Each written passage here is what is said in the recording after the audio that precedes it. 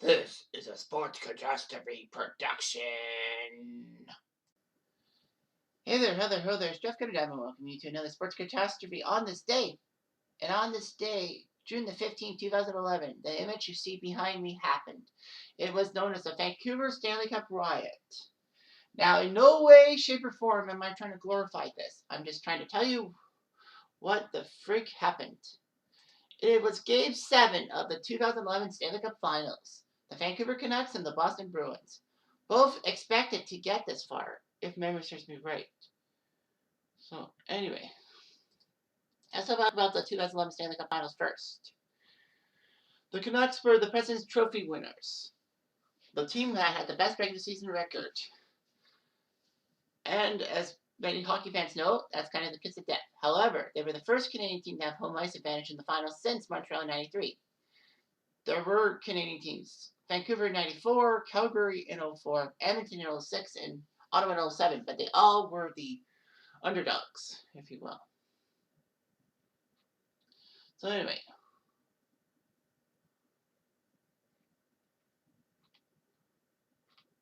Boston was the 3 seed in the Eastern Conference playoffs. They won the Northeast Division, which was good. Boston took care of Montreal, albeit only in seven games, because they needed a double overtime winner from Nathan Horton to sink the Habitants, who almost pulled off another first-round shock. Last year, they did their job. The Bruins would sweep Philadelphia in the second round, getting revenge for the 2010 choke job Boston did, and going up 3-0 and taking down Philly. I'm being taken down by Philly the rest of the way.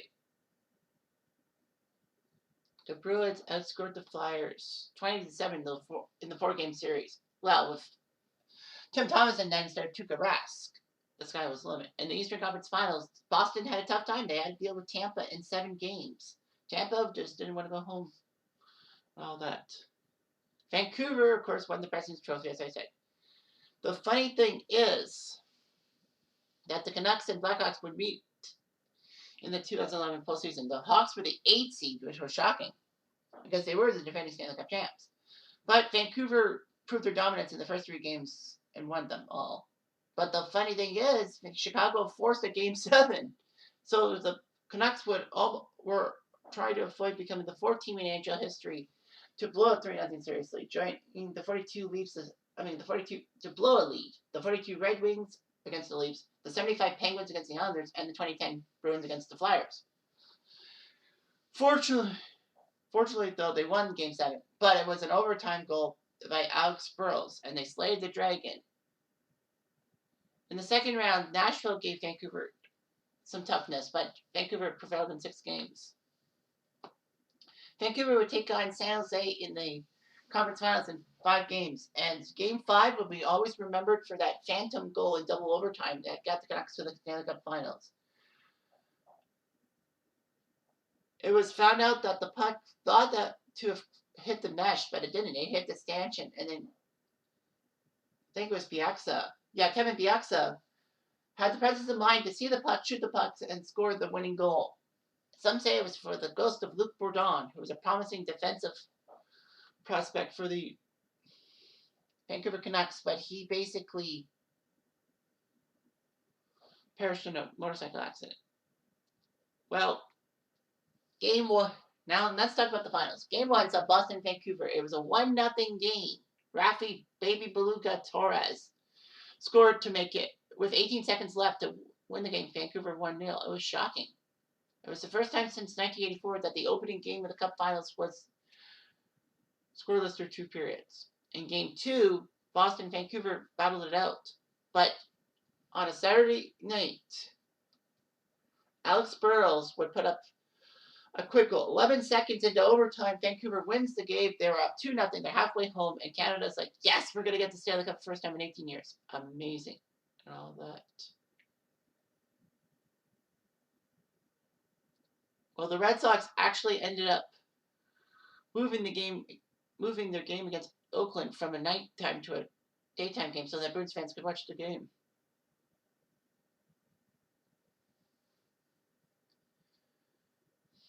Alex Burrows did his job. Well, that Red Sox game actually ended at 6:30 p.m. because of the 14 innings it took.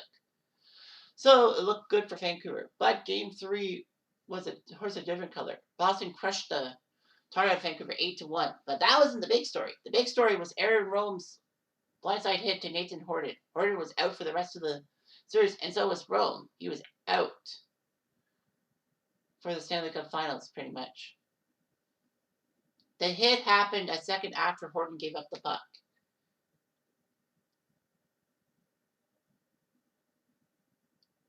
Anyway, it was just terrible and all that.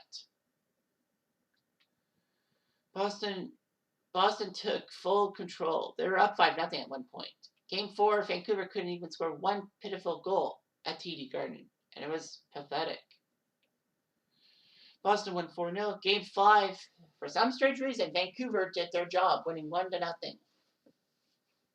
As Maxime Lapierre was the hero in the third period. Vancouver couldn't believe their luck. They couldn't score in Boston, and Boston couldn't really score in Vancouver. So the odds were Vancouver could take it in 7. Game 6, Boston won 5-2. So anyway, Vancouver couldn't believe their luck. But game 7, horse of different color, hopefully, right? Wrong. Patrice Bergeron scored, Brad Marchand scored, then Bergeron, then Marchand. It was the Bergeron and Marchand show. And basically, once the dust have settled, Boston took a 4-0 win to take the 2011 Stanley Cup, their first cup in 39 years. Amazing.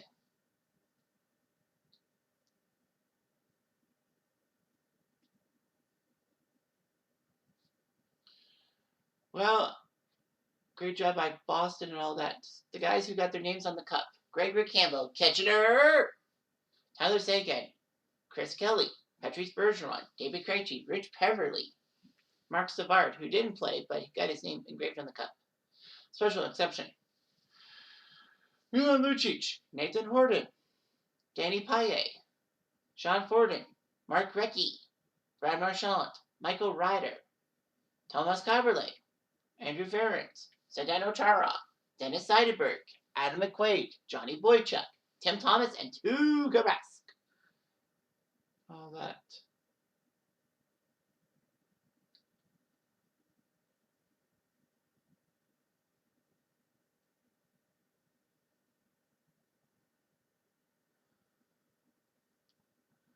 Anyway, yeah, great job and all that.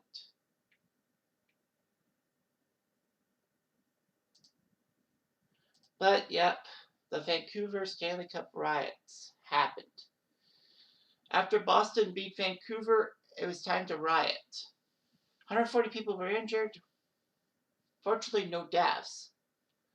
4 people were stabbed, 9 police officers injured, 101 people arrested. 4 years after the riot, they brought the charge of 887 charges to 301 people.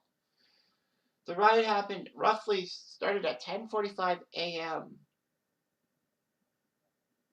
Well, 10:45 p.m. Eastern Time, 7:45 Pacific, and then it lasted till like 3 in the morning. Fortunately, there were no deaths, but the property damage was 5 million buckles. Yeesh. All that.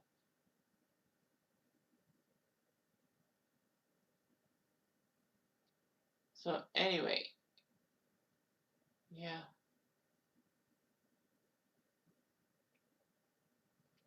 The riot happened. But yeah, it was just terrible and all of that. The cleanup happened, lots of criminal charges and all of that.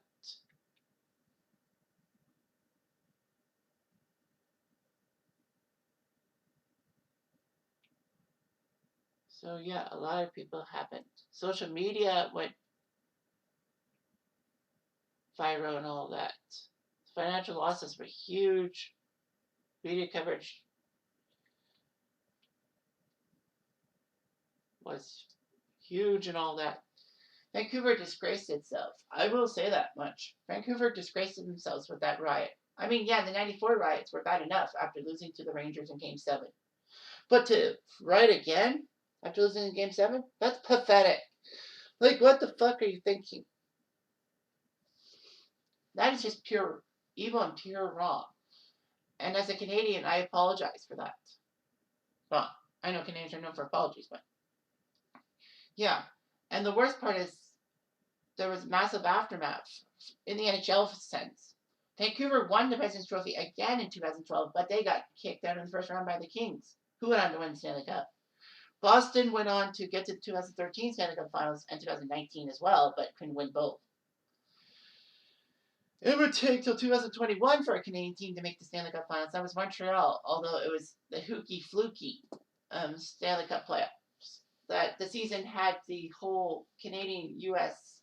border problems, and that there was an all-Canadian division, and the all-Canadian division had brought Montreal to the Final Four. Well, of course, they were guaranteed a Canadian team in the Final Four. Montreal shocked Vegas to get to the Stanley Cup Finals, and Tampa crushed them in 5.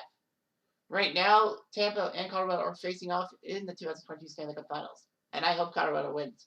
I cannot stand Tampa. They fucked Toronto, and they fucked the Rangers. You gonna say more?